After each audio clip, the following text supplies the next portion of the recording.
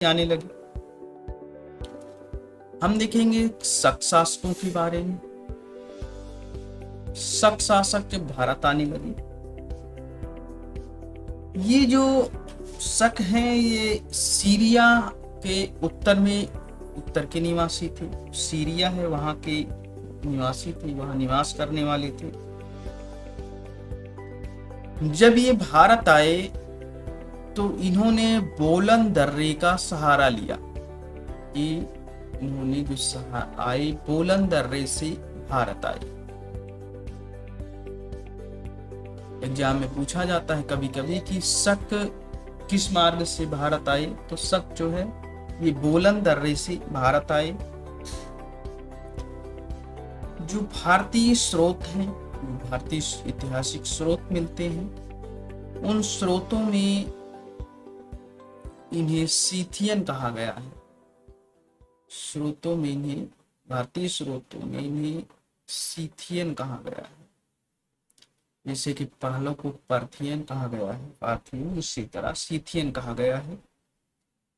शक जब आए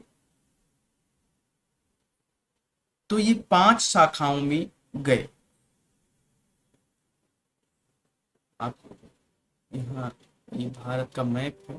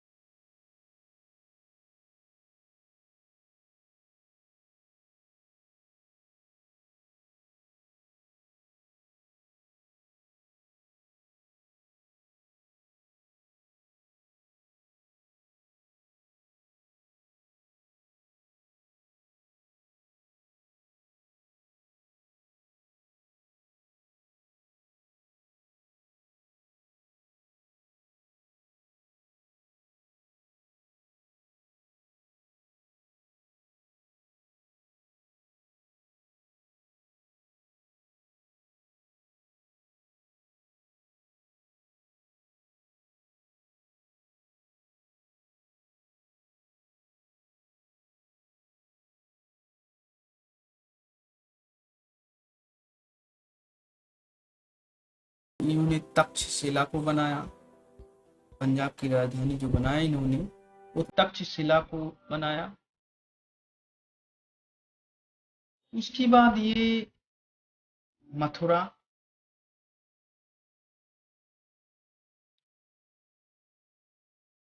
पश्चिमी भारत में,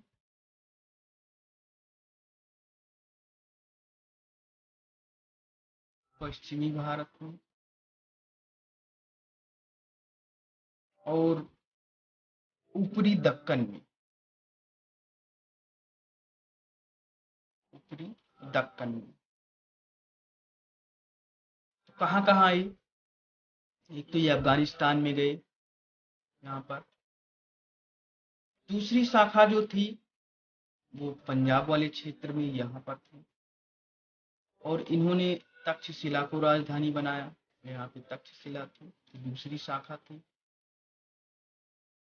तीसरी शाखा जो थी वो मथुरा में गई, मथुरा पहुंची।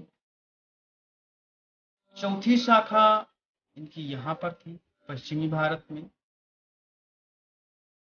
और जो पांचवी शाखा थी ये उत्तरी दक्कन में। जो दक्कन का क्षेत्र है, केवल उत्तर वाले भागों में इन्होंने ये वहां पहुंची। जो ये शक थे, उनमें अगर बात की जाए तो जो पश्चिमी शक थे,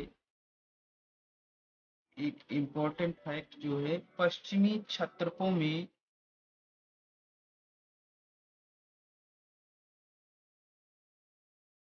पश्चिमी क्षत्रपों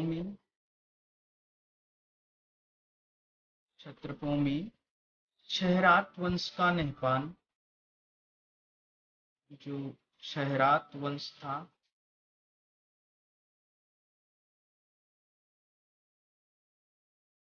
इसका नहपान शासक था। और जो कादर्मक वंश था, जो कादर्मक वंश था, इसका शासक जो था वो रुद्रदामन। हमने पढ़ा भी है रुद्रदामन। ये दो शासक जो है ये प्रसिद्ध शासक थे। अन्य जो प्रमुख शासक थे हम अभी देखेंगे। जो प्रमुख शासकों के बारे में एक बार पढ़ लेते हैं। प्रमुख शासक शकों का शक्ति, तो इसमें एक तो आता है पहला नाम मोगा,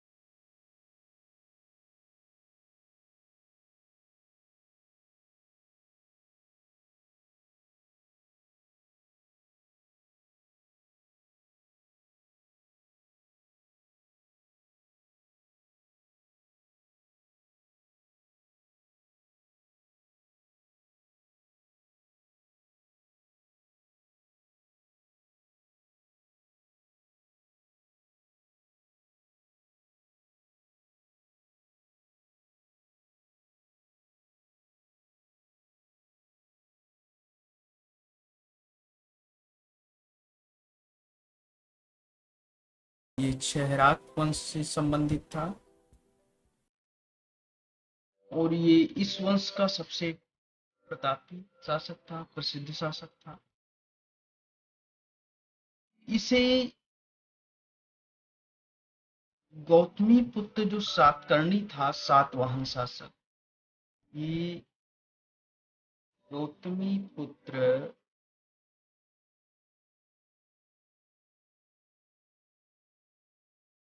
सातकर्णी से पराजित हुआ था। गौतमी पुत्र सातकर्णी से पराजित हुआ था ये, जो कि सातवाहन वंश से संबंधित था, सातवाहन शासक था। दूसरी, इसके जो सिक्के थे, इसके सिक्कों पर इसके लिए राजा का संबोधन हुआ है।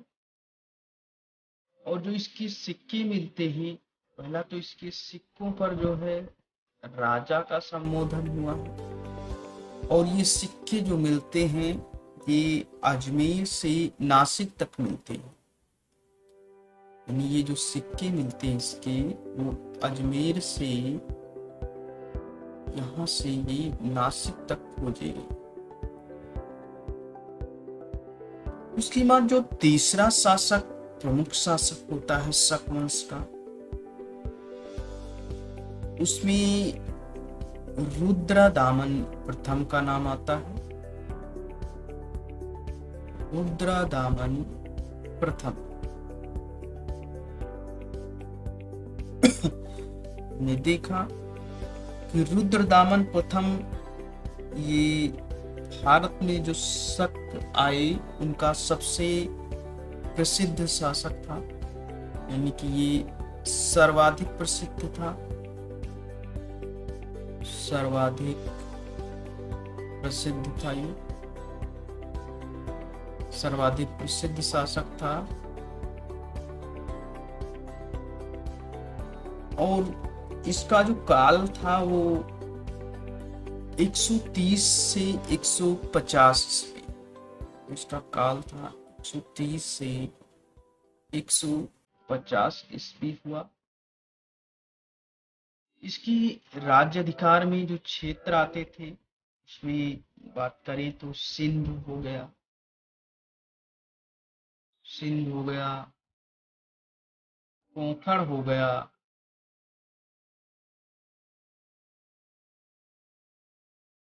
नर्मदा की घाटी हो गई, नर्मदा घाटी। इसके अलावा मालवा का क्षेत्र हो गया,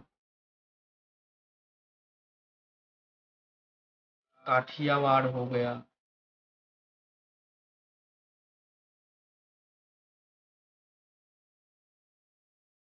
और गुजरात का एक बड़ा भाग,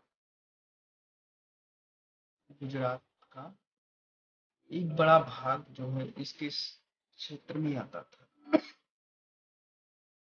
इसने जो प्रमुख नाम इसका लिया जाता है वो सुदर्शन झील का इसने पुनर्निर्माण करवाया था। इसने सुदर्शन झील का जीर्णोद्धार करवाया, पुनर्निर्माण ही समझिए, सुदर्शन झील का जीर्णोद्धार, ये सुदर्शन झील का जीर्णोद्धार करवाया। इस झील का जो निर्माण था, हमने बताया कि ये चंद्रगुप्त मौर्य का जो राज्यपाल था पुष्यगुप्त, उसने करवाया था। जो मौर्य काल से संबंधित है ये झील। उस समय उसके सौरांत, इस प्रांत का जो शासक था वो सुविशाख था, सुविशाख ने करवाया था सुदर्शन झील का निर्माण।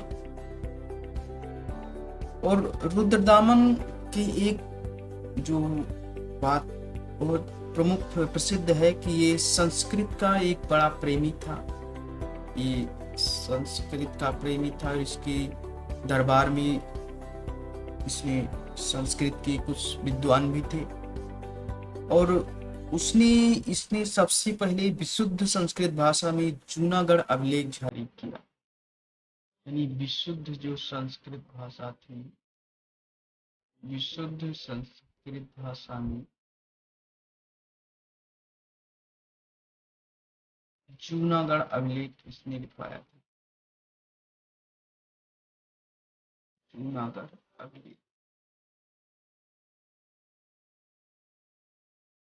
ये रुद्रदामन से संबंधित है। कभी कभी आता भी है जूनागढ़ अभिलेख किससे संबंधित है, रुद्रदामन से। जो इस वंश का अंतिम शासक था, यानी कि बात करें कि जो शक वंश का अंतिम शासक था, अंतिम शासक का नाम था रुद्र सिंह तृतीय।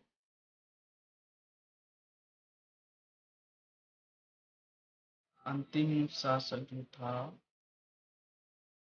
वो था रुद्र सिंह तृतीय। रुद्र सिंह तृतीय अंतिम शासक था।